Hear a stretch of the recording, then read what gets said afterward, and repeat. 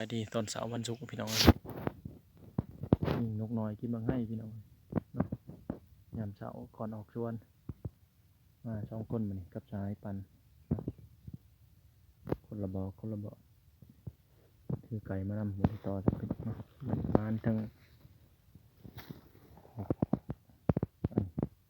ทั้งตัวเล่นเห็นบอกเก็บนกกระจุกพี่น้องเนาะ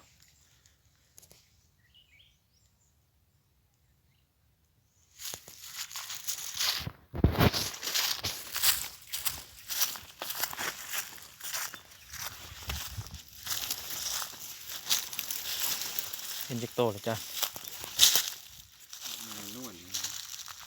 นี่ใช่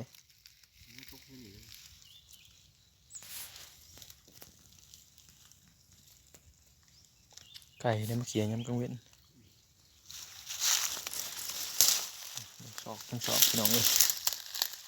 สอกหาบ่เห็น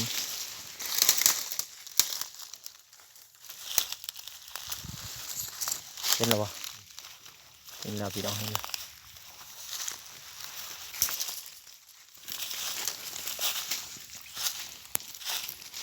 นกบัวลายคือเก้าพี่น้องเลย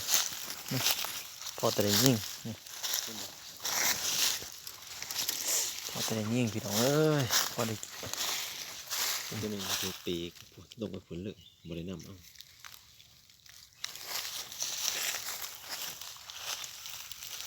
ให้น้ำทงกกหน่อยๆพี่น้องเอ้ยเห็นบ่ถามอยู่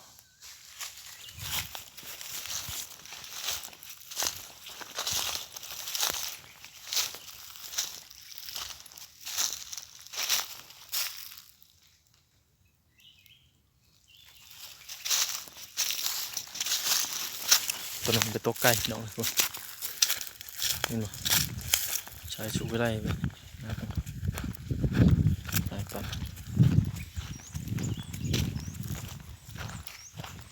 เห็นบ่โอ้เห็นแล้วพี่น้องโอ้มันอยากเหลื่อมจังหน่อยนกกระโดดหน่อยเบิดบ่ได้อยู่ประมาณนี่แหละพี่น้องเลยเนาะ11ตัวมื้อนี้มานพี่น้องเนาะพอได้กินอยู่พอได้ปีเนาะ11แต้มมื้อนี้ได้ก็เล่น2นกลังคา2แล้วก็นกกระว่าวตัวหนึ่งเนาะนกหัวจุกแน่นกกระโดกหน่อยนี่จะไล่กับฝากติดตามช่องของเราด้วยพี่น้องเด้อเนาะเดี๋ยวสิมีคลิปเดินป่าคลิปมวนๆมาให้หล่นกันอีกเนาะพี่น้องเนาะว่าสิได้ยังได้แนวกินเป็นยังเป็นไก่ปลาบอหรือว่าเป็นนกบ่เป็นกระหอกกระแตเนาะ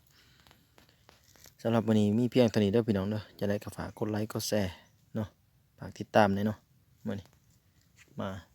ผมมาให้พุ่นพี่น้องตำกลางทงมีแต่นกน้อยๆแล้วเขาพี่น้อง